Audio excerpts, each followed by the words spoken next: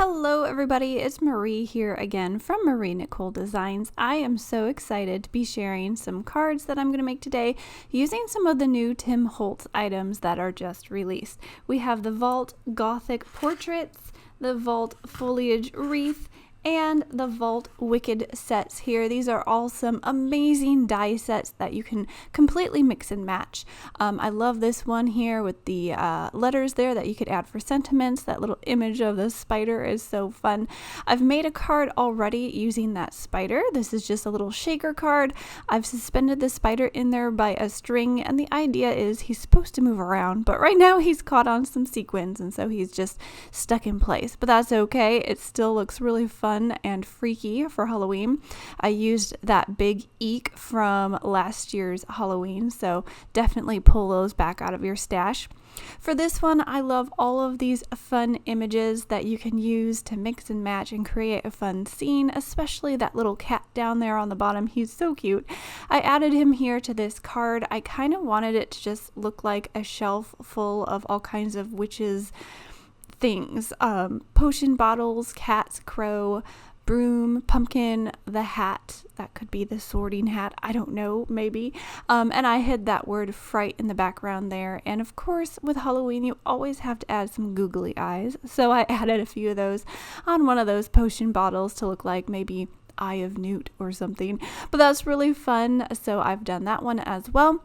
And then you have this wreath set here, which can be Halloween or it can be fall. And so today, in today's video, I am going to be sharing how to make two different cards using mostly this wreath set. You can add it to a Halloween card and add a bunch of those other Halloween die cut images that we've already looked at. And if you noticed, this spider web that came from my shaker spider card is what I put in the middle of that wreath, and that just looks kind of fun. But if you're not into Halloween, you don't celebrate Halloween, the wreath is still a beautiful, beautiful die set that you can add to a card to just make a fall type wreath. This one here, I kind of masked off the corners and did some color blocking. Looks a little bit like plaid, and yes, I did add some pink. You can use pink for fall and for Halloween. So I'm going to show you some similar cards to these two in today's video. I'm going to make them a slightly different size, but I wanted to highlight how you could use the wreath set and change it up for fall or Halloween. I have two square pieces of cardstock here. They are both 4x4, and I'm going to do some more color blocking. So when I went to use my mint tape from the dispenser, I didn't get quite enough. So I thought, instead of editing this part out, I will just show you how easy it is to replace that roll of mint tape in your dispenser. You just take that empty roll out, pop out that inside plastic piece, put your new roll on, and then just drop it into place in your dispenser. Easy peasy. And I just love how this dispenser is handy on my desk, because for the most part, I don't realize I need tape until I need tape, and I'm already hanging on to something, holding it down on my mat, and I only have one hand to use. So you can pull and rip a piece of tape with one hand, and it's just so handy. Anyway, I have a piece of my mint tape here. I am masking off half of my square diagonally because I want to make a sort of color blocked background using that pink. Yes, for fall, I think it's a great addition. If you don't like pink, you don't have to use it. But I'm using some spun sugar and some wild honey, which is a really warm sort of orangey yellow. So if you wanted to go even more orange, you could, but I thought wild honey is just the perfect color for this sort of fun and festive fall card. So I am holding things down with my hand there. I'm using one of the ink blending mats that actually come on the Tim Holtz glass mats. I just kept it on the plastic, and I put it under my craft mat on my desk, and I just pull it out when I need to do some ink blending. Super easy. So there's that. I just taped it down with that mint tape. I am going to do some color blocking here, and I've done one whole half. Now, To do the other half, I am going to pull off that mint tape. I'm going to flip it around so that I'm putting that clean side right up against the wild honey that I just ink blended, and I'm going to stick it down. So you do have to move your mint tape. If you keep it in place, you're going to have a gap in between your two colors because you want to line it all up. So I'm going to go ahead and ink blend the other side of my square, and you can see here, since my ink isn't completely dry, the mint tape didn't completely stick, and so now I have to line it back up, and I'm just going to gently hold it down with my fingers on the mint tape there. But it is also important, if you want to use the same piece of mint tape for masking several times, make sure you use the clean side. If I had the side with the wild honey on it facing the pink side, it would blend together and kind of muddy the colors. So to keep my colors crisp and separated, I have to make sure that my mint tape is clean on the side that I am ink blending with. Okay, so I am using the new little Scout. It was sitting on my desk, and it just so happens that the Wreath die in this set just fits in the Scout. And the good news is, in this Wreath die set, the Wreath is the biggest piece. So you can use that whole die set in the Scout if you so choose. Some of the other dies in the other sets, most of them should fit in the Scout, but if they're a little bit bigger, you're going to have to use a regular size machine. But I had the Scout on my desk because it's fun and it's pretty, and so I went ahead and I used that. So I have my Wreath pieces all cut out here. I've also gone ahead and cut out a bunch of those flowers and leaves and different things, and I'm ink blending. So you're going to see a lot of ink blending in this video. I did cut some of it out so you don't have to sit here forever watching me ink blend every little piece, but I love cutting everything out of white cardstock and just adding my own color. That way I keep it simple. I can run all of my pieces through the die cutting machine at once instead of trying to switch a bunch of different colors of cardstock. And then I just add my own ink and it all looks coordinated. The colors are going to be the same, and I can save a little bit of time on the die cutting. I just have to add a little bit of time on the inking, but that doesn't bother me. I love it. I love adding color to my cards. So I have 2 layers of wreaths there. I'm going to layer them one on top of the other. And now I'm taking another color of brown. This is actually, I think, ground espresso. So it's darker than what I used for the actual wreath branches. But I'm using this for all these little layering pieces. So I'm putting it on some of those branch pieces. I'm putting it on the middles of the flowers and the top of the acorn. I'm taking some Rusty Hinge, which is a brownish orange, and I'm going to add that to some of the leaves there. Now you can see that some of the leaves, the tops I've left white, and that's because I want to get sort of a blended color on these leaves, like they're turning brown from yellow, I guess, because I'm using some more wild honey. I just love those color combinations. For fall, I don't know what your favorite color of leaves are on the trees, but I always really love the bright oranges and reds. I think they're just so spectacular, and fall is one of my favorite times of year. So I've got everything ink blended, and I'm going to start assembling these pieces. Now, one thing I love about the Tim Holtz dies, they're always so detailed. You can do layering. You don't have to do layering, but like even this little branch here fits with these little leaves, and you layer them on, and it just adds more dimension and more interest and looks so good when it's finished. So you can see I'm kind of struggling with my sticky fingers trying to get my leaves all attached to that little branch, but it is worth it in the end because it looks so fantastic on my wreath. You can see some of those bigger leaves as well. They have some of those dark colored branches layered on top of them also. And I didn't show you the actual die itself, but each leaf that comes with that layering piece, they are included on the same die piece. So you don't have to go searching for which pieces go together. They are on the same die. You will know that that is the layering pieces that go together. So super easy. I love it. Very well thought out and planned.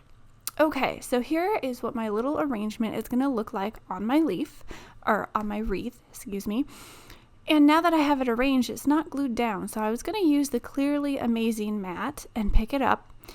And I know that I have a lot of pieces layered here, so I knew not everything was going to stick to the Clearly Amazing mat. So I picked up the card itself and flipped it over, and I took that little wreath part off so that I can start gluing everything in place.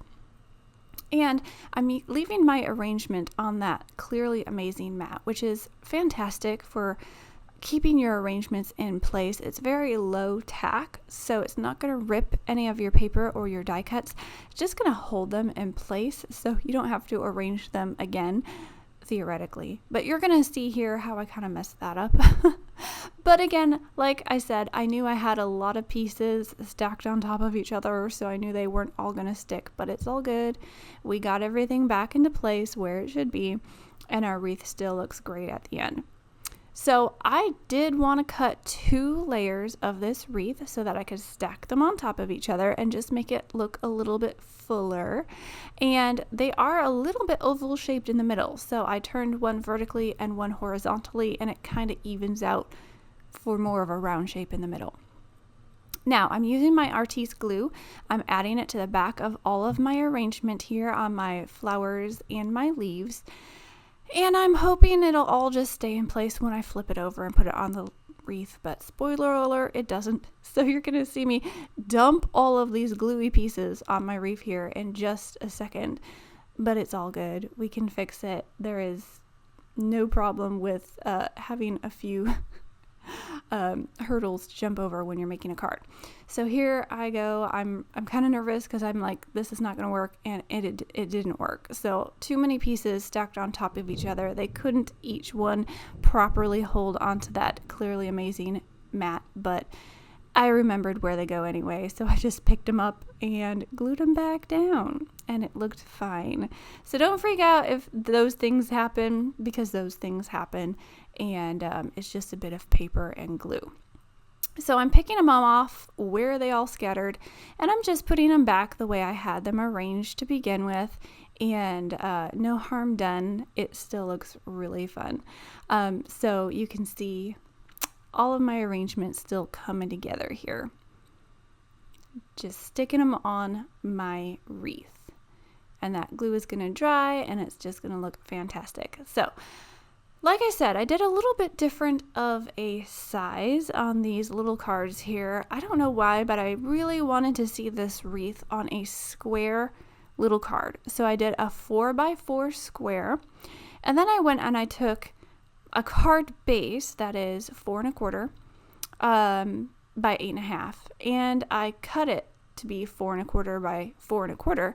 So I'm going to get a little square card that is just a little bit bigger than that 4x4 square, and once it's folded, it'll still fit into a regular A2 size envelope. You're going to have a little bit extra room, but you can still fit into a regular envelope and send it in the mail if you so choose. Now, our little wreath needed a sentiment, and unfortunately, I didn't think the wicked or the boo or the frightful, is it frightful? Which one's no, it's fright. Wicked, boo, and fright that comes in the Gothic Portraits kit. I didn't think those really went well with a fall wreath, so I am using a die from my stash. This is a Scrapbook.com die set. It has the words thankful, blessed, and grateful, I believe. And you can cut out the background shadow piece and the outline piece. So I cut the background out of some craft cardstock, cut the glitter outline out of obviously gold glitter, and I'm just gluing everything into place. Now you have a few of these little inside pieces, like this little part that outlines the inside of the D, and then the little B pieces there to just kind of glue back in place. And I'm just putting them on with a little bit of glue and pushing them around with my little pokey tool to get them right where they need to go. And then I'm going to add this blessed sentiment over my wreath using a little bit of liquid glue and some foam adhesive so it pops up. And that is our fall wreath. I think it's so pretty. I love it on this little square card. I don't know if I'll be doing more of these square cards in the future. I think they're really cute. I don't know. What do you guys think? Put down in the comments if you prefer the square card or the regular A2 size. I mean, with these square cards, the only difference is that it's chopped off a little bit on the side to make it a square 4x4. But here is my full-size Grateful Wreath that I made earlier. Added a few other colors in there to do some color blocking on the background. And you can see how you can use that wreath to make it fall if you don't like Halloween. Now, if you do like Halloween and you want to make a Halloween wreath, here is some ideas for you. I'm not going into as much depth on my second card as I just did because I think you get the general idea already. But I love doing stripes for Halloween. I don't know about you, but I think a striped background just goes great with everything. And so I'm using this bold stripe stencil from Scrapbook and some of the black soot oxides, and I'm doing a striped background. Again, this is a 4x4 square. Gonna make it the same size that we just made, just switching up colors to make it Halloween. And instead of using a black ink to ink blend this wreath bit, I'm using the black brush marker from Scrapbook.com. And I'm doing this because I wanted a very bold black. Now, the black soot is great, but it has more of a grayish tone to it. But I wanted more of a darker black. And this paints on the perfect darker black. I really like how it covers the cardstock and gives you just that bold color. I also used this brush to color the cat on the card that I showed you at the beginning of the video, and it just really makes a nice bold color. So works great when you're coloring die cut pieces. I've also used it for splatters. Just love this brush. I think it's one that I'm going to keep right on my desk so I can grab it for a lot of different uses. Okay, for the second layer of my wreath, I'm going to go in with Villainous Potion. Is that what it's called? It's Villainous Potion, right? I don't know. It's this purple. It's this Halloween purple that goes great with green and yellow and black, and it just looks good with all the Halloween things. And I am die cutting. I am ink blending that onto my die cut all around there. So I'm going to have a wreath that is black and purple, and I'm going to layer that over my black stripes, and I think it's going to look so cool. So here you can see how I'm kind of mapping it out, and I just love that color combination. But we need to get some brighter colors in here as well. Now I'm ink blending all of the little die cut things to go on my wreath, but I'm not going to show you them all because you get the idea of a die cutting. But I did want to show you how I'm doing this boo here. So I cut it 3 times. I'm going to go ahead and ink blend it with Twisted Citron. Excuse me, I'm getting tongue-tied saying that. And since I cut it 3 times and I'm ink blending them all, I'm going to layer them, and it's just going to add some thickness and stability to my sentiment so it doesn't get crumpled as much as it might.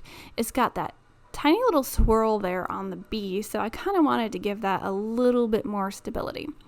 So I'm ink blending them all with the Twisted Citron, and then I'm going to come in with another green. Sorry guys, it is thundering and lightning outside. I don't know if you can hear it, but if you can, sorry. Anyway, I'm coming in with another darker green, and I'm just going to add some on the bottom of my boo. Just the top layer. I didn't need to do the other ones. And really, I only did the other ones just because I didn't want to have any white showing on the sides. I wanted them all to look green through and through. So I'm just doing a little bit of that shading on the top layer. You can see that I'm adding some glue to each of my boos, except for the top boo, because we don't want glue on the top boo. So then I'm just stacking them all together and pushing them down, making sure they're all lined up the way they need to be, and I'm letting that glue dry on my boo. So now we're going to go ahead and add a lot of these little die cut pieces here that I've already cut and colored. I'm adding some foam shapes, and these are from Scrapbook as well. Some of these little circles, super easy just to add to the back of your die cuts and stick down. I'm using the moon here. I have colored that with some squeezed lemonade. I believe. This is like a test to see how many oxide color names I can remember. But I did it with that squeeze lemonade. Now I'm adding the little bats. I think they're just really fun having them fly from one corner to the other. So I've got 3 little bats, and then I'm adding some stars around. I kind of like to think of these stars as sequins. If I were to add sequins, I'm adding stars instead, and I'm just scattering them all over on my wreath.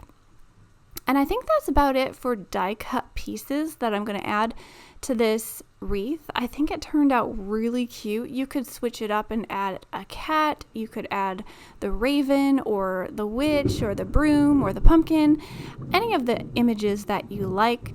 But I thought it needed some shine and shimmer and glam. So I'm also using the glitter brush from Scrapbook.com, flicking it on using the cap there. And I really want to get lots of splatters of glitter on here. And so as I was doing this, I also thought that the bats needed to be shiny and glittery.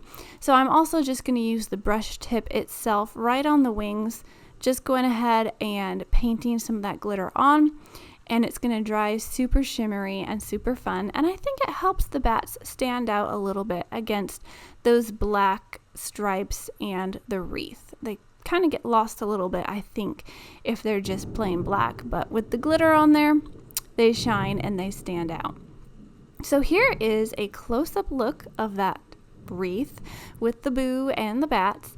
Again, it's pretty similar to my full-size card, although I did add a few extra things to my full-size card. But again, I don't know, do you guys like these little 4x4 square cards, or do you like the full-size cards? I'm kind of in love with these little mini square cards right now. Maybe on my channel I'll be making some more.